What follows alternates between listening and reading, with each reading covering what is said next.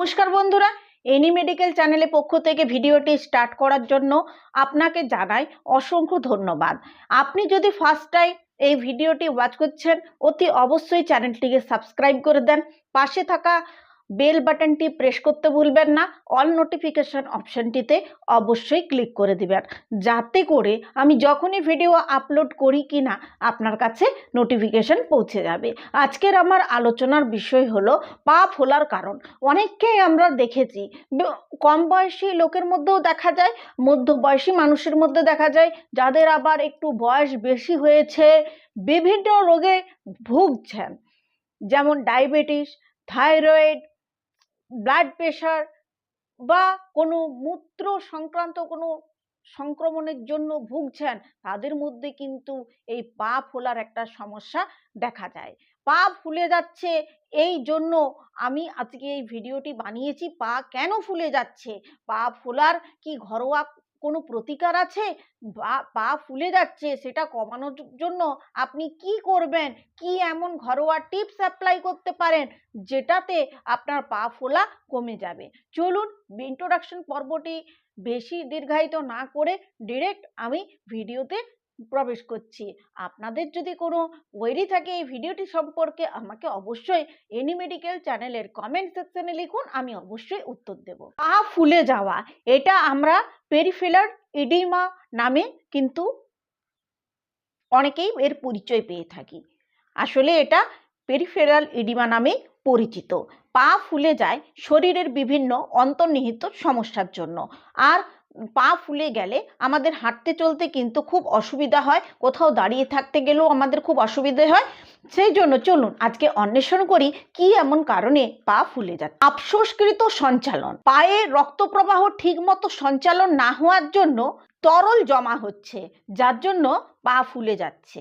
Diabetes, peripheral ধমনির রোগ, এই কারণে কিন্তু পা ফুলে যেতে পারে। ট্রমা বা আঘাত, পায়ে যদি কোথাও আঘাত লাগে, পা ধরুন মচকে যায়, সেই ফ্র্যাকচার হয় যে জায়গাটাতে, সেখানে তরল জমা হয়, এই জন্য পা ফুলে যেতে। দীর্ঘ সময় ধরে যদি কোথাও বসে থাকেন, তখন একই ভঙ্গিতে বসে থাকার জন্য সেখানে রক্ত সঞ্চালন ঠিক মতো হয় না, ফ্লুইড জমা হয়, যার জন্য কিন্তু পা ফুলে যায়। গর্ভ অবস্থায় হরমোনের ওঠানামার জেরেই পা ফোলা রোগটি আসে।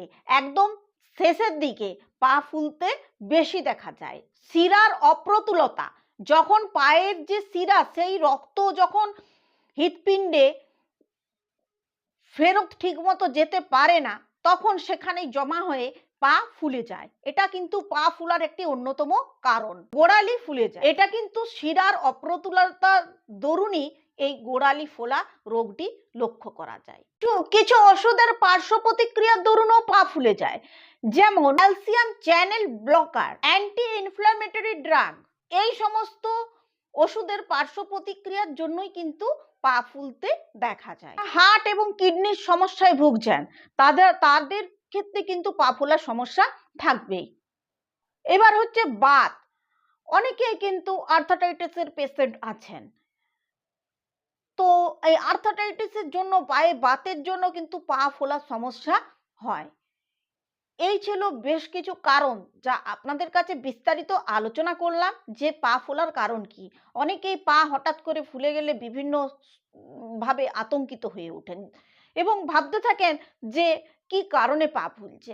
তাই পা ফোলার যে একাধিক কারণ ছিল, সেগুলো আমি আপনাদের কাছে বললাম। ঘরোয়াভাবে আপনি কিন্তু এই পা ফোলার সমস্যাটাই কিন্তু প্রতিকার করতে পারেন। দেখুন, আপনি যখন শোবেন তখন আপনার হৃৎপিণ্ড থেকে, মানে বুকের থেকে উঁচু জায়গাতে পা তুলে রাখুন।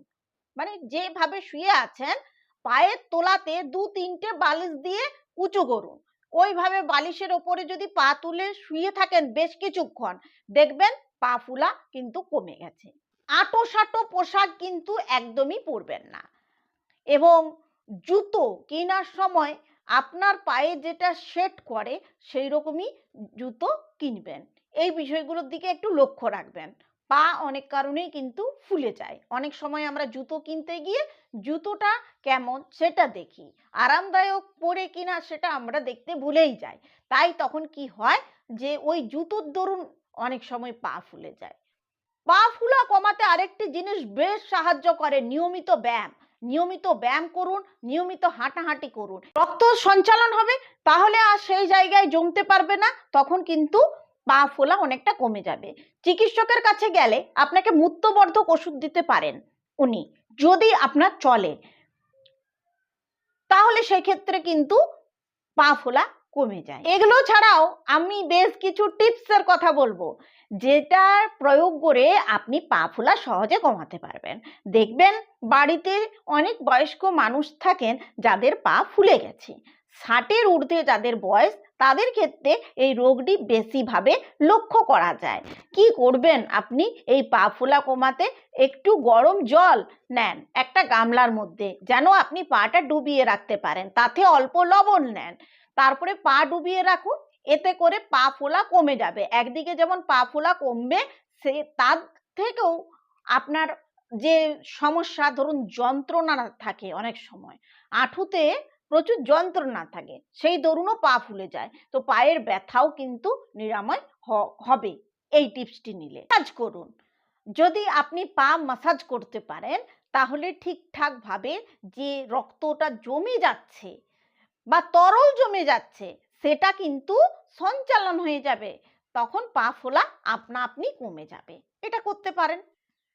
আরেকটি দুর্দান্ত টিপস, এটা কিন্তু যেমন পা ফোলা কমাবে, সেই রকমই আপনার পায়ে যদি ব্যথা থাকে সেটাও কমে যাবে।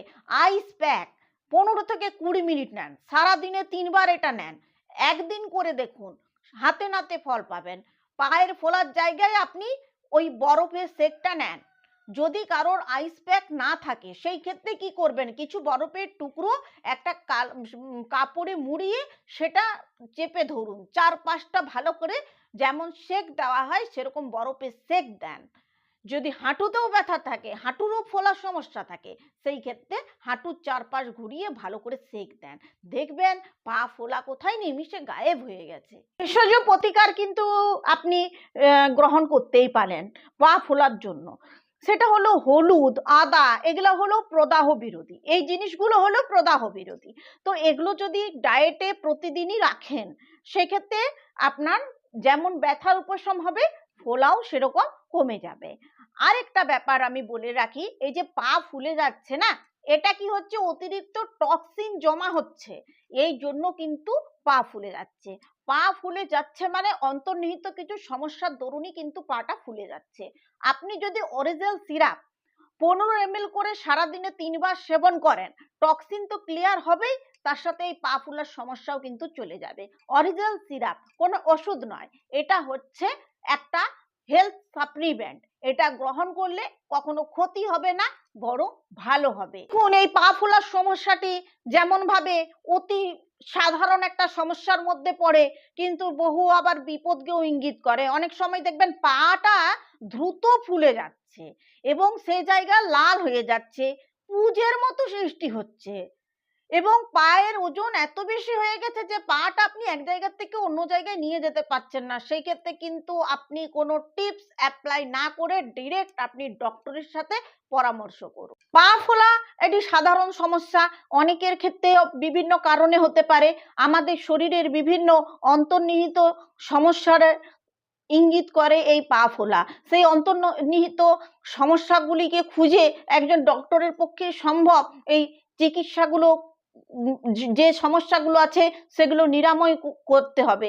এই সমস্যাগুলো নিরাময় করলে পা ফোলার সমস্যা কিন্তু আর থাকবে না।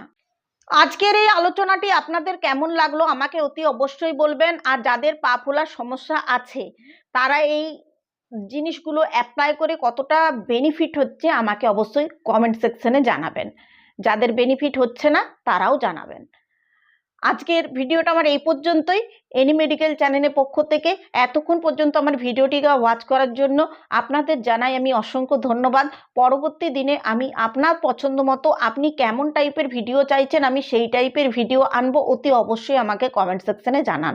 আর এছাড়াও আপনাদের যদি কোনো সমস্যা থাকে, সেই সমস্যাগুলো কেউ আমার কমেন্ট সেকশনে লিখুন, আমি অবশ্যই উত্তর দেব।